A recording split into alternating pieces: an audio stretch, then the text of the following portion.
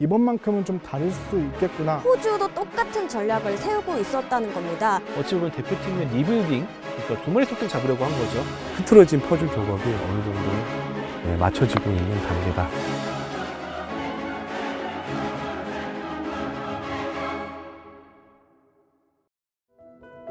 호주에게 8대7 한 점 차, 일본에게 13대4로 WBC 대한민국 대표팀의 여정은 여기서 이렇게 마무리가 됐습니다.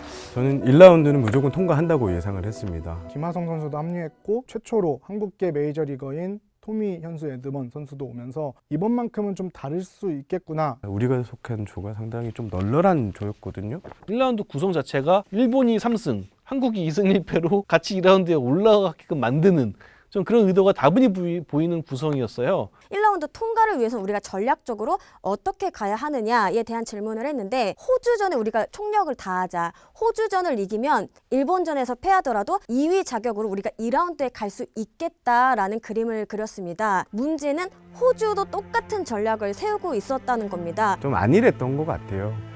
모두가 이제 호주를 한 수 아래의 전력을 가진 팀으로 평가를 했고, 우리가 이제 막상 딱 뚜껑을 열고 보니까 여기 그러니까 이 방망이가 만만치 않았잖아요. 그러니까 거기에서 또 선수들이 오는 이 충격.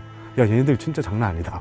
그래서 1차전 경기가 굉장히 중요했는데, 우리가 1차전 호주전에서 그것도 1점 차로 지면서 그림이 좀 꼬여지기 시작했습니다. 어쨌든 눈으로 봤을 때는 투수진이 몸이 올라오지 않았다라는 건데요. 이번 준비 과정도 그렇고 좀 대표팀에게 아쉬웠던 부분은 좀 있었던 것 같아요. 전지훈련 장소부터가 조금 어려웠습니다. 당시 WBC만 하더라도 전임 감독 제도가 아니었기 때문에 이강철 감독을 따라서 미국으로 건너갔거든요. 그때부터 뭐 약간 긍정 회로들이 다 부정 회로로 바뀌더라고요. 사막인 애리조나임에도 불구하고 이상 기온으로 눈이 왔어요. 애리조나에 체감 온도도 영하로 떨어지고요. 좀 안 풀리려다 보니까 애리조나에서 이제 한국으로 돌아오는 때 출발하는 비행기가 문제가 생겨서 선수들이 8시간 동안 버스를 타고 이동하고, 또 도착해서도 선수들이 바로 표를 못 구해서 혼란스러운 상황들이 계속되는 상황이 있었습니까? 가뜩이나 루틴이 깨져서 어려운 가운데 훈련 자체를 마음껏 하지 못하다 보니까 컨디션을 완벽하게 올리지 못한 상태로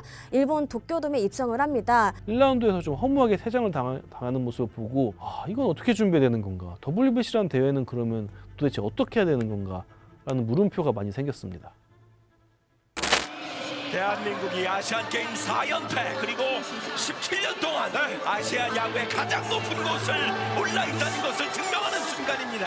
WBC 이후에 치러졌던 국제 대회다 보니까 걱정의 목소리가 큰 가운데 열렸던 대회이기도 합니다. 사실 뭐 아시안게임 하면 그동안에 야구 대표팀을 바라보는 시선이 그렇게 곱지만은 않았습니다. 병역 그 문제를 해결하기 위한 수다로만 생각하는 게 아니냐, 이런 시선이 있었거든요. 그 정점을 달했던 게 2018년 자카르타 팔렘방 아시안게임이라고 생각을 하는데요. 그 이후로 제한이 생겨요. 만 25세 이하 선수들로, 후보 이제 4년차 이하 선수들로 대표팀을 구성하면서 어찌 보면 대표팀의 리빌딩, 그러니까 두 마리 토끼를 잡으려고 한 거죠. 말은 쉽지 사실 하긴 어려운 거거든요. 이정우 선수의 공백이 좀 많이 컸던 것 같아요. 젊은 선수들의 리더 역할을 해줄 선수가 굉장히 많이 좀 고민으로 남을 수밖에 없던 상황이었거든요. 이 어린 선수들이, 경험이 많지 않은 선수들이 얼마나 잘할 수 있을까라는 의문부호가 많았던 것 같아요. 가장 또 걱정되는 부분은 대만이었습니다. 2019년도에 기장 세계 청소년 선수권 대회에서 대만의 우승을 이끌었던 대만의 황금세대 선수들이 또 다 결집을 했거든요. 솔직히 말해 우리나라보다 위람을 유지 절대 떨어지지 않는데, 옛날에는 이제 한국이 대만보다 야구를 잘한다, 최소한 수비에서는 우리가 더 뛰어나다라는 자부심이 있었는데, 이젠 그런 거 얘기 못 하겠더라고요. 하지만 이 선수들이 오히려 좀 하나로 좀 똘똘 뭉치더라고요. 나중에 선수들에게 좀 물어봤는데, 그런 어떤 외부의 시선, 외부의 평가들이 오히려 좀 오기를 좀 더 좀 자극하는 계기가 됐다, 이렇게 얘기를 하더라고요. 또래 선수들이 모여서 오히려 더 마음이 더 잘 맞고, 오히려 서로 이렇게 이끌어주자라는 그런 마음이 가득했고, 우리도 이제 이 젊은 후배들도 할 수 있다라는 가능성을 많이 보여지게 됐습니다. 중심에 물론 뭐 문동주 선수가 있겠습니다. 직구뿐만 아니라 변화구 그리고 그 상황에 따른 대처 능력이 굉장히 뛰어나더라고요. 첫 경기에선 다소 흔들렸지만 두 번째 경기에서 완벽하게 대만 타선을 제압을 했는데 예선전과 비교해서 이 문동주라는 선발 투수가 그새 또 성장을 했구나라는 생각을 하게 됐습니다. 이 선수 정말 가진 게 많고 재능도 뛰어나고 야구에 임하는 자세도 좋고 더할 나위 없는 그런 인성과 재능을 갖춘 선수인데 태극마크를 달고도 그런 모습, 기대했던 모습을 보여줘서 어찌 보면 참 다행이다. 드디어 양현종과 김광현에게 마냥 의지하지 않아도 된다. 그 부분에 있어서 어찌 보면 아시안게임 금메달보다 한국 야구에 더 큰 수확을 가져와 줬다라는 생각이 들었습니다. 2구 첫공 3루간을 빠져나가는 안타가 되는군요. 이렇게 경기가 종료가 됩니다. 자, 하지만 끝까지 최선을 다한 우리 선수들 준우승 2위를 차지를 합니다.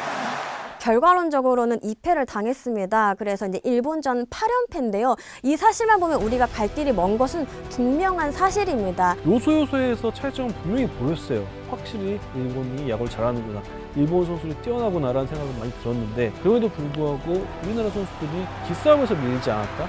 기세는 최소한 동등하게 가져가면서 잘 싸웠다는 생각이 들었고 국제적으로 좋은 선수를 배출할 수 있다라는 좀 가능성을 보여준 결과인 것 같아요. 일본 감독도 끝난 다음에 한국이 이겨도 이상하지 않을 경기였다라고 총평을 할 정도로 그 말을 들으면서 선수들도 우리도 할 수 있구나, 좀 자신감을 좀 많이 얻을 수 있었던 그런 무대인 것 같습니다. KBO 리그 홈런왕이 일본 야구의 중심 도쿄돔에서 2타점 적시타를 만들어냅니다. 자, 오른쪽 날카로운 타구 짝배어서는 됐어요. 좋아요. 천금과 같은 추가점이 나옵니다. 김주원 선수가 맹폭을 가하네요. 네, 그렇죠. 노시안 선수 같은 경우는 하나에서 많은 기회를 주면서 좀 키웠던 유망주인데 드디어 좀 빛을 받고 APBC 가기 전에 아시안게임에서 홈런을 못 날렸던 만큼 이번에 한번 홈런을 한번 쳤으면 좋겠습니다. 다만 홈런을 못 쳐도 괜찮습니다. 이런 얘기를 했거든요. 그만큼 부담감보다는 좀 즐기러 가는 자세, 멘탈적으로 굉장히 좋았던 것 같고요. 김주원 선수는 국제대회를 통해서 가장 많이 성장한 선수가 아닌가 싶습니다. 가능성은 좋지만 실책이 좀 많아서 좀 불안한 모습이 있었는데 유주인 감독이 같은 유격수 그 라인으로서 정말 좀 세심하게 개인 레슨도 많이 해주고 했다고 합니다. 그 결과 포스트 시즌에서 호수비가 이어지는 장면도 나왔고 김주원 선수에게 이번 국가대표 경기들은 엄청난 성장의 좀 자양분이 된 것 같습니다. 투수 막내이자 에이스 역할을 담당하고 있는 문동주 선수입니다. 오늘 우리 대한민국의 선발 투수 이유리 선수가 6회까지 단 2실점으로 코트를 펼치고 있습니다.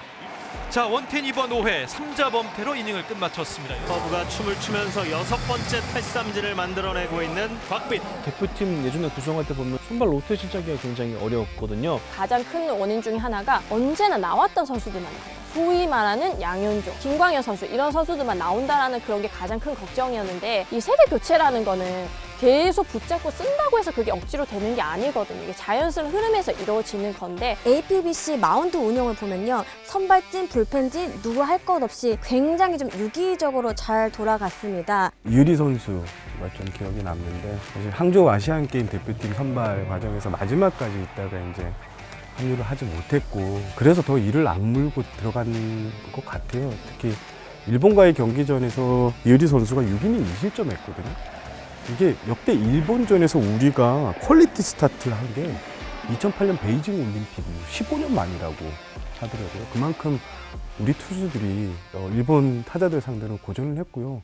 근데 저는 이유리 선수를 더 높게 평가하고 싶은 이유는 이유리 선수 그 WBC 3월 달에 오타니 선수하고 상대하는데 이 볼을 계속 던져서 스트라이크를 못 던졌어요. 저는 엄청 트라우마가 될 줄 알았거든요. 그런데 같은 장소에서 이유리 선수가 우리나라 일본전을 상대로 가서 자신감을 얻었다는 것은 정말 이거는 이유리 선수가 향후 대표팀에 꼭 필요한 자원이고 앞으로도 대표팀에 더 보탬이 될 수 있겠다. 진짜 반전에 성공했구나라는 생각을 좀 들었습니다. 그리고 곽빈이나 이일희 선수 같은 경우에는 사실 아시안게임에서 조금 아쉬움 혹은 좀 마음의 짐이 있었을 수 있는데 APBC라는 대회를 통해서 이를 좀 말끔하게 해소하면서 이 선수의 또 다음 대회가 기다려지는 그런 무대였던 것 같습니다.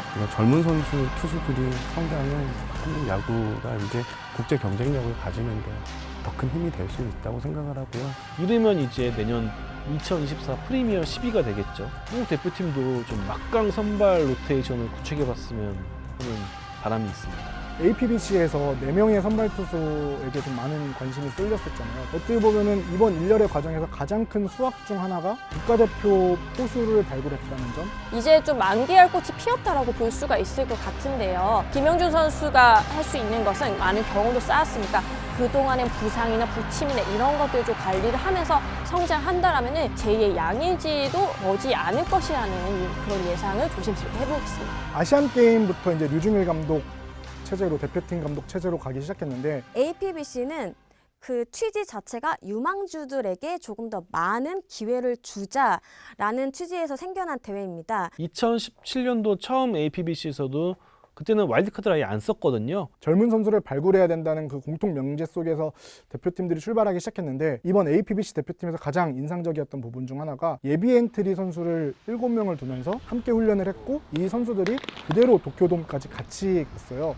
지금은 비록 대표팀에 뽑히지 못했지만 언제든 대표팀에 나갈 수 있다라는 동기부여를 좀 심어준 부분이 컸고 앞으로 있을 대표팀에서 이런 식으로 운영이 되면 뭐 교체 논란 이런 부분에서도 충분히 유연하게 좀 대처할 수 있어서 이런 예비 엔트리 제도 운영이 좀 많이 좋았던 것 같습니다. 네, 3번의 국제대회를 했는데 우리가 우승을 한 대회는 딱 한 경기밖에 없었습니다. 심지어 WBC는 굉장히 참패라는 소리를 들었고 우리가 마지막까지 APBC 열심히 싸웠지만 일본의 어떤 벽을 넘기는 아직까지는 좀 부족하다라는 점을 느꼈습니다. 이런 부분에 있어서 류중일 감독도 귀국 다음 인터뷰에서 아직은 일본에 비해 기본기가 부족하다라는 얘기를 좀 많이 했어요. 지금 이 상황에서 접전을 잃었다, 준우승을 잃었다, 여기에 만족하면 안 된다라는 얘기를 했거든요. 앞으로 이제 국제 경쟁력을 더 가지려면 일본 대표팀이 왜 성공을 했느냐, 사무라이 자판이 왜 성공을 했느냐, 정규 시즌이 끝나 국가대표는 3위군 체제를 도입해서 각종 평가전을 치르면서 계속